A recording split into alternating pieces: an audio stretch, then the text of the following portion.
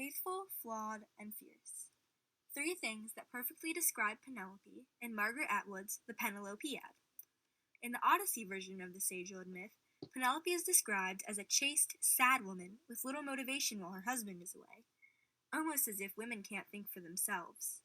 Penelope crushes the former sentiment by always keeping her wits about her, even though she is being bombarded by suitors who think she needs a man to survive. The Odyssey portrays Penelope as a follower of Odysseus' cult of personality. The real story is that Penelope fends for herself and does not just blindly make all of her decisions based on him.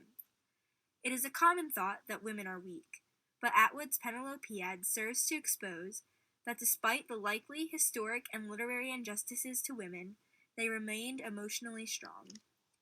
As in all literary works, there were mixed views from the readers on the Penelopiad. Many were partial to the fresh, unexplored point of view of Penelope. They weren't just intrigued by the fact that we were hearing a completely different side of the Odyssey, but also by the fact that Penelope was a woman during a war without a man to take care of her. Of course, it's likely that we've all heard or read the profound words of Anne Frank, but Penelope's story is a completely different one.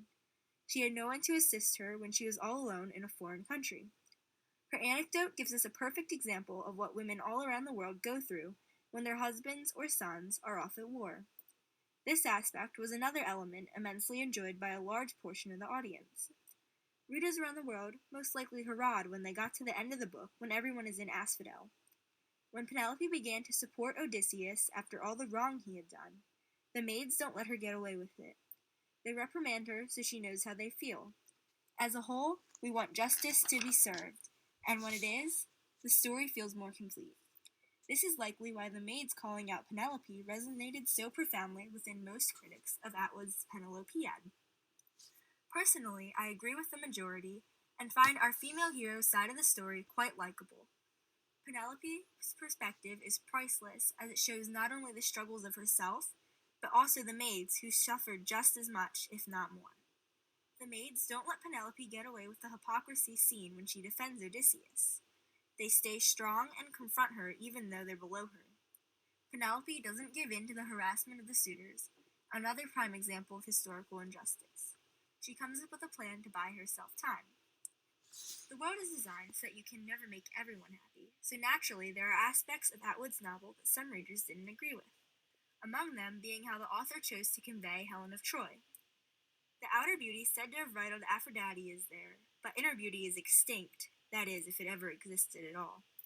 She is nothing short of a bully through and through. If Penelope's new character is embraced, it's possible this new version of Helen can be also, but it was definitely something that didn't sit well with most critics. In addition, many didn't like at all how after she heard all the stories of Odysseus cheating on her, Penelope took him right back. No questioning about his fidelity, no anger, she just took him right back. I agree that this is a terrible thing, but that's how things were back then. Many husbands were constantly unfaithful, but the wives were expected to turn a blind eye and ignore the acute loneliness brought on by the affairs. Penelope lets us in on that loneliness and unfairness that many wives have experienced throughout history, while at the same time showing us how she remained strong. The historical injustice of women being valued for their beauty more than their brains is shown through Helen. All the men wanted to marry her because of her looks, even though Penelope was the much more intelligent cousin. Penelope struggles with the constant comparisons, but almost always acts amiably toward Helen, which must have been an incredible feat of emotional strength on her part.